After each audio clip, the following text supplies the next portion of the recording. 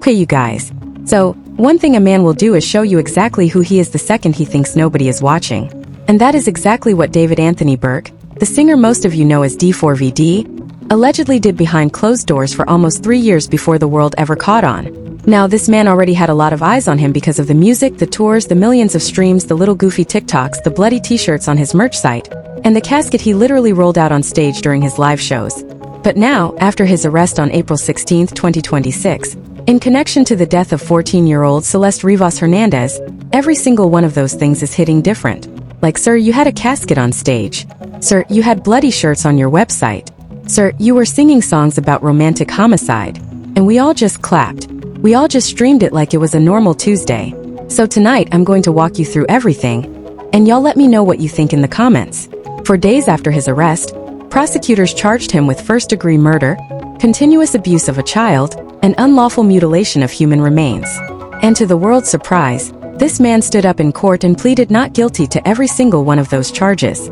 His next major court date is July 21, 2026. That's a multi-day preliminary hearing where a judge gets to look at the evidence and decide if there is enough here to send this case to trial. And on that note, prosecutors are saying they have over 40 terabytes of evidence against him. 40 terabytes, y'all. That's tens of thousands of gigabytes of digital evidence, all pointing to one man. But while prosecutors are getting ready to drop all of that on the courtroom, the internet has been doing its own homework. Fans, ex-friends, old gamer buddies, former classmates, even an old teacher have been pulling up receipts. And what they are finding is making this case a whole lot darker than just one murder behind closed doors.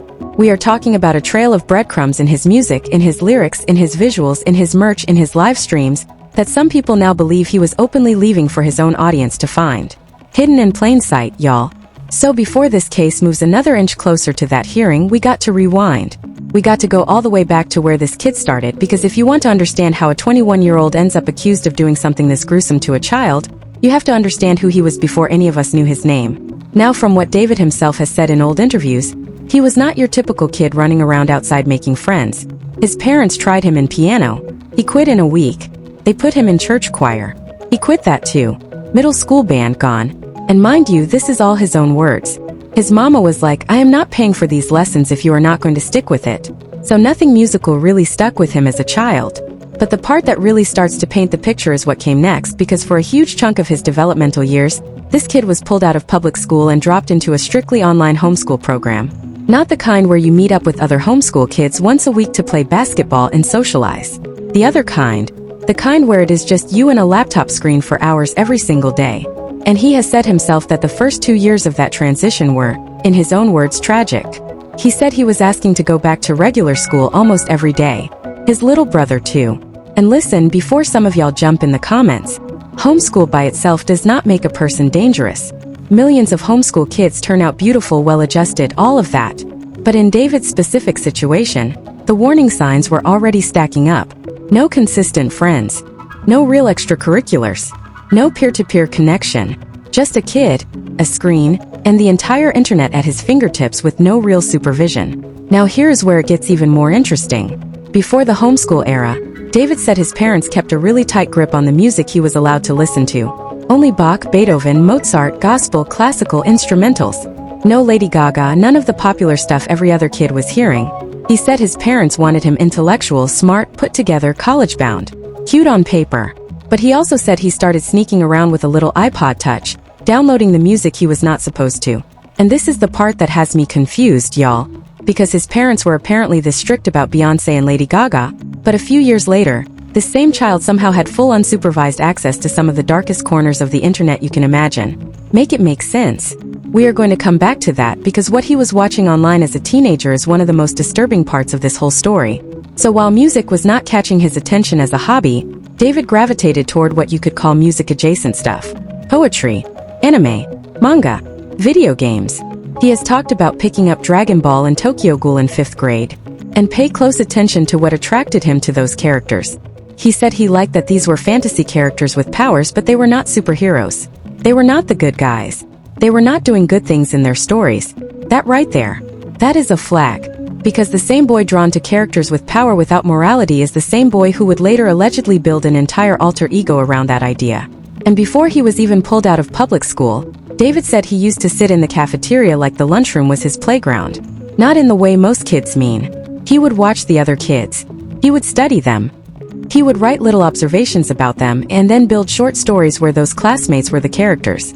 He said the characters had different names the kids never knew, but they were inspired by real people he was watching. And listen, plenty of kids are people watchers. But there is a difference between observing humans and seeing them as material. Even back then, this boy was already treating real people like specimens, like little dolls he could move around in his own private world. And that is the same pattern that, years later, prosecutors are basically saying he kept running with adults. And with a child. David also said that before homeschool, when he was at private school in New York, he felt like the teachers had it out for him. He felt bullied. He hated the place. His family eventually moved to Houston, and he said school actually started getting better there. He felt like he had friends. And then his parents made the call to pull him into the strictly online homeschool. And here is where his story gets really sad because the second he left that school, every one of those so-called friends went silent. Nobody texted him. Nobody asked where he was. His Snap score was up there in the hundreds of thousands, and the second he was off campus, the streaks dried up. He has talked openly about how that made him question whether any of those friendships were real, whether anybody was really there for him. And I am not going to sit here and pretend that does not hurt a kid. That absolutely hurts a kid. But what we are watching, in real time, is the formation of someone who learned very early that real human connection was either fake or temporary. And like a lot of lonely kids of his generation, David turned to the only place he felt seen. The internet. But the internet did not love that boy back. The internet ate him alive. David started living on Discord. He started living on Fortnite. He said he played that game from 2017 all the way to 2021. He said he was one of the first kids on Fortnite Season 1. He had all the battle passes, the skins, everything. He told his story like it was a flex, but listen to what he is describing. A child sitting in a closet 8 hours a day, talking to strangers, letting random people on a headset pour out their entire life problems to him. He literally said he was like a therapist for these people. At 14 and 15 years old, taking in trauma from grown adults and other lonely kids and just absorbing it. And then, get this, he said he started writing songs based off those people's lives. So once again, the same pattern shows up. He is not building his own real-life experiences. He is collecting other people's. He is using human beings as raw material for content. And nobody in his life apparently saw a problem with this. So now imagine that same kid finding out by accident what happens when you scroll too far on Reddit. And this is the part one really need you to sit with because in his own words, in a message posted to his own private Discord, David admitted he had been watching gore content since he was 14 years old. For those of you who do not know what gore content is, I am not going to be graphic on this platform, but think the most violent, most disturbing video content a human being could possibly upload to the internet. Executions. Cartel videos. The stuff that has no business being on anybody's screen, let alone a 14-year-old child's. And he said, in his own words, that he watches that content to, quote, disconnect the part of his brain that feels empathy for the wrong things. He said it got to the point where he laughs at it. He said it got to the point where he does not even flinch. And he said it all started, supposedly, when he was 14 and stumbled across a cartel execution video on Reddit. So think about that. A child with no friends, no accountability, no supervised internet, no after-school activities, just a closet, a microphone, a Fortnite lobby, and a Reddit feed full of horror. Tell me what you expect to come out the other end of that. And the saddest part is that, in this same window of time, prosecutors are now saying David first met Celeste Rivas Hernandez. She was 11 years old. He was about 15. And the place they say they met. Fortnite. The same little game lobby where this kid said he was being everybody's online therapist. That is where he allegedly met a child who would later be found dismembered in his Tesla. Now y'all, this is where the receipts get crazy. Because after Celeste was identified, fans from back when he went by his old gamer tag, Chronic Ant, started crawling out of the woodwork. People who used to play Fortnite with him in 2021 and 2022 started talking. Multiple gamers came forward saying they remember being in zone wars and team lobbies with David, and there was always this little girl in the squad. They thought she was somebody's little sister. Maybe a cousin. Some said David used to joke about her in ways that felt off, but nobody said anything because online everybody jokes. Now those same people are sick to their stomach. One of them said it perfectly. I knew I should have said something, but I just thought he was being normal. Being nice to a kid like a brother. And then it got weirder. And then it got weirder. And then he split off and did his own thing. If everything those gamers are alleging is true, David was 15 and Celeste was 10 or 11 when they crossed paths in a video game lobby. Let that one sit. But Fortnite was not the only place this online life was being built. As he got older, the gaming opened the door to his real career. David started uploading Fortnite montages to YouTube, and because he kept getting copyright struck for using major label music, his mother told him to just make his own music to overlay the gameplay. And just like that, the kid recorded his first song in a sister's closet, on an iPhone with earbuds for a mic. Then came Romantic Homicide, and it did not just go viral. It detonated. TikTok ran it into the ground. Millions of views overnight. David went from a copyright-struck Fortnite YouTuber with 200 views per video to a household name. And the way he describes knowing it was a hit is one of the most chilling things in this entire saga. He played it for his mama in the car. She heard the lyrics about killing a love interest and was disgusted. She said, "David, this is too violent, you are not putting this out." And he said in an interview with a literal laugh, that the moment his mama hated it was the moment he knew he had a hit. If my mama was disgusted, the world would be obsessed. And he dropped it. And he was right. From that moment on, this kid was no longer just a teenager on Fortnite. He was a star. With money. With travel. With access. With grown adults around him whose paychecks now depended on keeping him happy. And while all of that fame was unfolding in public, behind-the-scenes prosecutors say David had already locked in on Celeste Rivas Hernandez. They allege the abuse of this child started in September of 2023. By February of 2024, her parents reported her missing for the first time. And here is a detail that needs to be on every front page, because LAPD was already at David's door. Officers showed up at his residence asking about Celeste's whereabouts because her phone records reportedly had him in them. They allegedly even saw a yearbook photo of Celeste on his phone. And if you have ever seen a 6th grade yearbook photo, you know what I mean when I say there is no universe in which a grown teenage artist about to break the Billboard charts should have had any kind of personal connection to a child that small. None. Zero. Zip. And what was David doing publicly on social media during this same window? I'm so glad you asked. Because he was reposting some of the most psychologically loaded TikToks you can imagine. He reposted a scene from the movie American Psycho. You know the one. The one where the character lures a woman into his apartment to murder her. He captioned it with a line about being utterly disgusted and jealous of her past with other men.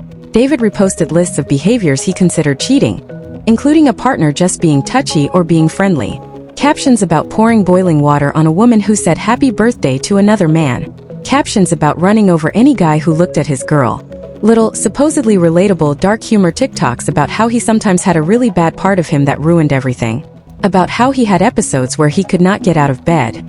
About how his biggest fear was a partner seeing the version of him that he hides. Y'all, he told us. He literally told us. On a public platform. Over and over again. And the world kept streaming Romantic Homicide. The world kept buying the merch. Nobody stopped to ask whether a 19-year-old pop star posting these captions while being investigated for a missing 13-year-old might be a problem. And on Celeste's side, the Reddit deep dives are even sadder.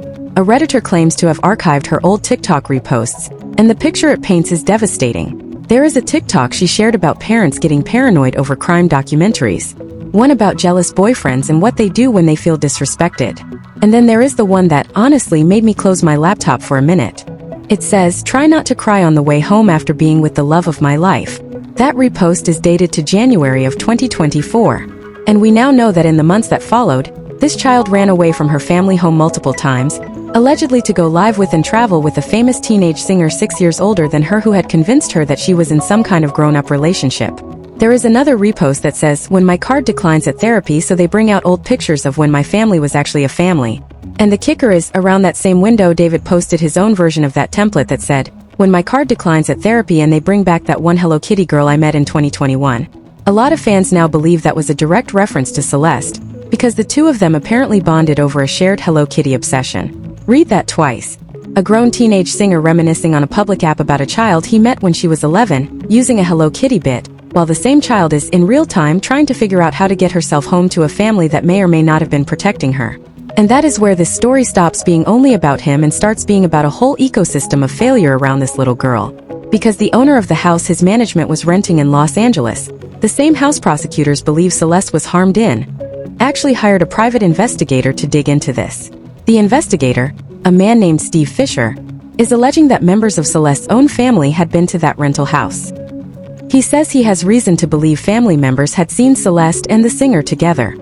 He found a Build-A-Bear certificate from a Six Flags Build-A-Bear in the name of one of Celeste's cousins inside that house.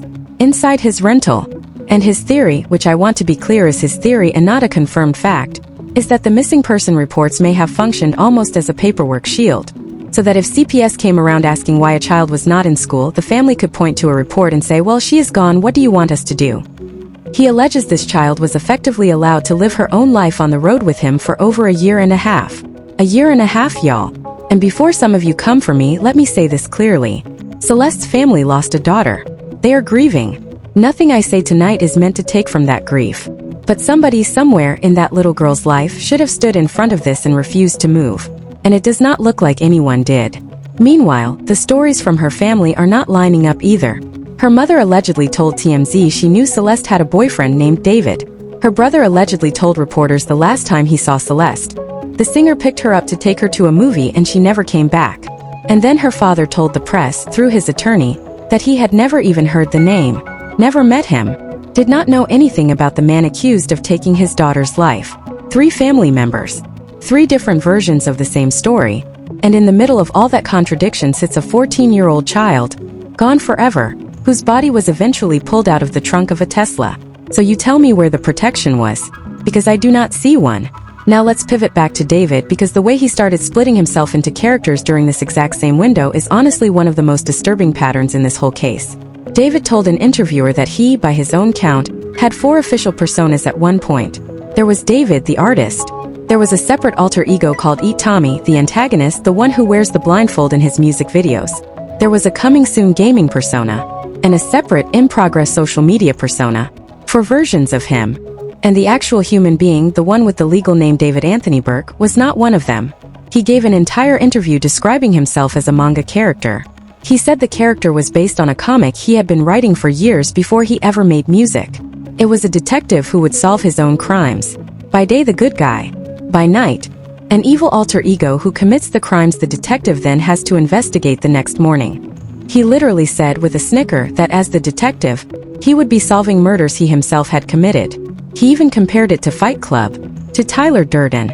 He laid it all out on camera as a fun little artistic concept. And then he allegedly went and lived it. Because look at what happens next. Romantic Homicide drops in 2022. The visuals are based on his Eat Tommy character, the blindfolded killer alter ego. The video drops on September 7th. Celeste's birthday. Prosecutors say 2022 is the same year David first met Celeste online. By 2023, prosecutors say the alleged abuse begins.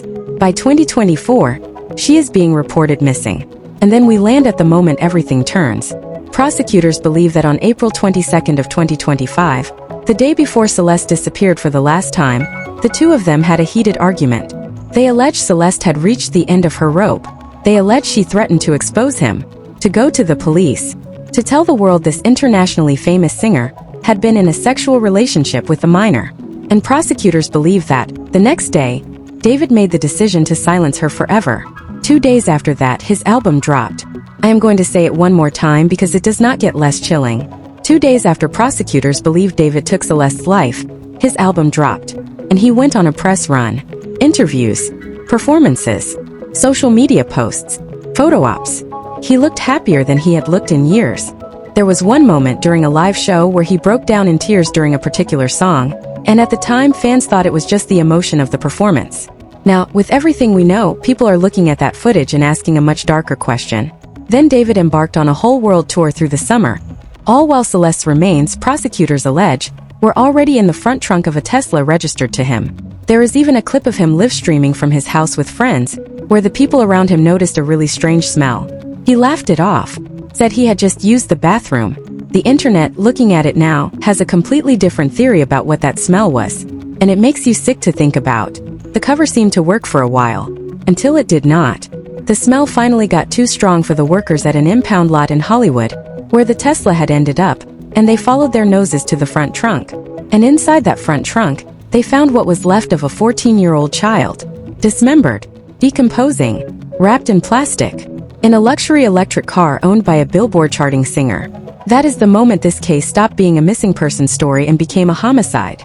That is the moment Celeste Rivas Hernandez stopped being a name on a flyer and became a name on a charging document. And now, here is where the internet's forensic work really hits. Because shortly after the arrest, A Discord moderator who claims to have personally known him posted an enormous archive of what he says is the singer's actual YouTube watch and search history. He says he was given access directly. This is alleged. We do not have official confirmation that every single video in that archive is tied to the account, but the receipts are detailed enough that even law enforcement has reportedly been asked about them. And if even half of what is in that archive is real, it is one of the most disturbing digital trails the public has ever been allowed to see. So what was he allegedly watching on YouTube in the months leading up to the discovery of Celeste's remains? According to the archive, he watched a video unpacking a viral but fake Virginia child abduction story. Why would somebody with nothing to hide be researching false child abduction allegations months after he allegedly killed a child? According to the archive, he watched videos about how to log a birth control method on a period tracker app. Keep in mind, there are public rumors that Celeste may have been pregnant before her death. Then it gets worse. The archive shows videos about C-section surgeries. Videos titled things like "Newborn gets gash on face from C-section." What to expect during a C-section? Why would anyone be watching that unless somebody around them was expecting? According to the archive, he watched a video with only 608 views about traveling with an unaccompanied minor on United Airlines. 608 views, y'all. YouTube does not just hand you a video that's small in your recommended feed. You have to go searching for it. So somebody was deliberately looking up how to fly a child across state lines under airline supervision. And we know from photos and witness reports that Celeste was seen at his shows, with his family members, and there are heavy rumors she traveled internationally with him. Now we may have a paper trail of how he was trying to do it legally. And then the cleanup videos. Tutorials on how to factory reset a MacBook. Tutorials on how to wipe Instagram messages from both sides. So the chat disappears not just from his end, but from the recipient's end too. Tutorials on how to find your old archived live streams on Twitch. We know there is footage of a Twitch live stream where what appears to be Celeste is sitting in frame talking about creepy adult men around children, and at the end of that stream he tells his moderators to delete the whole thing. So you have to ask, was he in there searching in real time for a digital eraser? While a child sat next to him. This is the part that broke me, because he was not just an artist. He was not just a kid who grew up too fast. He was, allegedly, a person who turned the act of covering his tracks into another playlist. Just like he turned other people's trauma into songs. Just like he turned classmates into characters. Just like he turned a child into a muse for a hit single called Romantic Homicide, on her birthday. He compartmentalized everything. He compartmentalized her. And listen, you can hear that compartmentalization in his own words. There is an alleged audio recording that has been circulating, which fans believe was originally recorded as an interlude for one of his songs. In the clip, you hear a young female voice that many people believe is Celeste in tears. She is apologizing to him, calling herself selfish, asking him why he does not hold her hand anymore, asking why he stopped being affectionate, begging him not to leave her. And on the other end, you hear him, calm, smirking, half laughing, telling her, all right, you got it, coaching her on what to say. There is even a vocal layered underneath the conversation, almost like a hook repeating the words, "You have been dead, you have been dead, you have been dead." We do not know with 100% certainty that the voice belongs to Celeste. We do not know with 100% certainty that this audio was meant to ship on a real album. But if it is real, you are listening to a child apologize to a grown adult for the harm he was doing to her. And then he turned around and tried to put it on a streaming service for fans to bop their heads to in their cars. So what was the motive? Prosecutors believe. According to their filings, the motive was control. They allege Celeste was upset he was talking to other girls. They allege she felt disposable. They allege she was tired of being hidden. They allege she threatened to come out publicly. And they allege he, having spent his whole young life crafting characters and alter egos to keep people from seeing who he really was, could not let that mask drop. Because if it dropped, the entire empire fell. The deals, the streams, the tour money, the fans, the image. He had built an entire identity that depended on the dark stuff being seen as art, not as evidence. And the moment a 14-year-old girl threatened to flip those two things from art into evidence, prosecutors believe he made his choice. Now the timeline of the alleged cover-up is, in a word, sick. Because we are not talking about somebody who panicked and turned himself in. We are talking about, per prosecutors, somebody who got back to work 2 days later, did interviews, did meet and greets, toured the world, who the whole time allegedly had a child in his trunk. The sheer ability to flip from grieving secret killer to smiling pop star at the snap of a finger is, in my opinion, the strongest argument those 4 personas of his were not just a marketing gimmick. That was a survival mechanism. That was, allegedly, how he kept the music going while everyone he was singing about and singing to was dying around him. And the bigger picture, y'all, is what should have stopped him. Because there were so many off-ramps. The LAPD wellness check in 2024. The classmate of Celeste who told a teacher about the rapper in LA. The teacher who recognized his face on TMZ and immediately knew it was the same man Celeste had been talking about. The Fortnite gamers who saw a little girl in their lobby. The Discord moderators who saw the strange behavior. The family members who allegedly visited the rental house. The fans who watched the deleted Twitch livestream. The neighbors who allegedly noticed the smell. The friends in the room when he laughed it off as a bathroom situation. The label that distributed romantic homicide. The brand that sold the bloody t-shirts. The promoters who let the casket roll onto the stage. Every one of those people had a piece. And the system as a whole basically said, no, the music is too good, the kid is too talented, let's just keep streaming. And the only reason any of us are talking about Celeste and David tonight is because by random chance a Tesla ended up in the wrong impound lot, and a worker on shift got close enough to smell what was inside.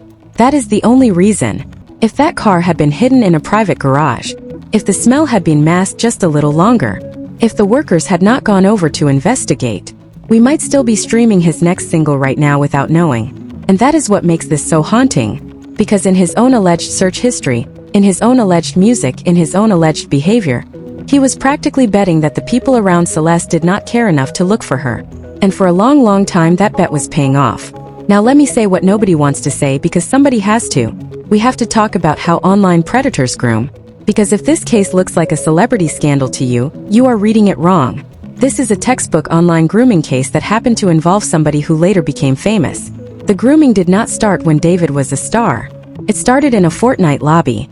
In a Discord, in a private DM, with a child being told she was mature for her age, with little jokes that crossed lines and got brushed off, with isolation from family, with a phone bought by a stranger and handed to her through a classmate, because prosecutors allege he literally paid a child $1,000 to deliver a phone to Celeste after her parents took hers away.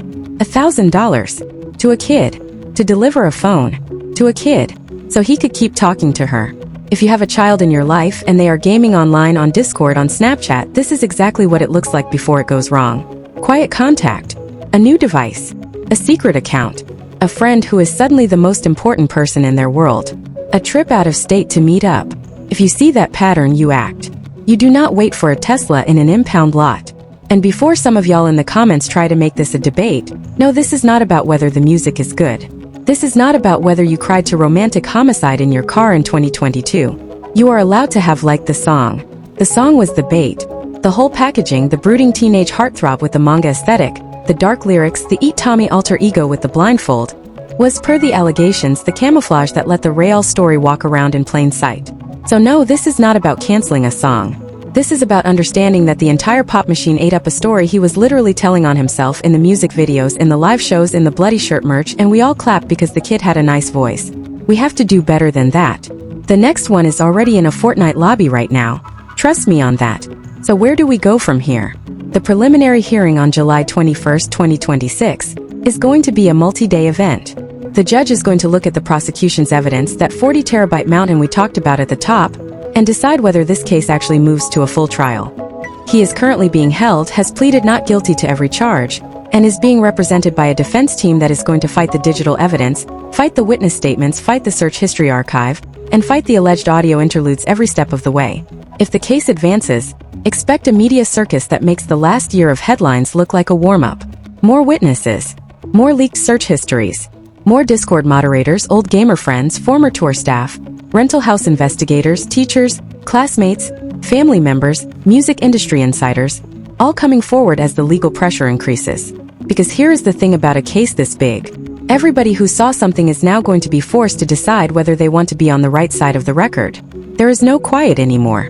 But before I get out of here, I have to ask you the question that has been sitting in my chest since this case broke. Because it is bigger than him. It is bigger than Celeste. It is bigger than music. How many other kids are right now sitting in a Fortnite lobby, or a Discord call, or a TikTok DM with a grown man on the other end calling himself their best friend? How many other little girls are right now reposting captions about jealous boyfriends and traveling to meet adult artists? How many other parents are looking at a missing person report as the end of the conversation instead of the start of a fight? How many other neighbors are smelling something off and brushing it off as the bathroom? How many other men are out there, allegedly building 4 personas at once, recording closet songs that brag about killing the people they love, watching gore on Reddit at 14, and getting platformed by a label because the streams are too clean to walk away from? And how many Celestes are we going to lose in front of our faces, with their own little TikToks practically begging us to see them, before we start really looking? That is what I cannot stop thinking about, y'all. Not the trial, not the merch, not the press tour, not the casket on stage, not even the front trunk of the Tesla.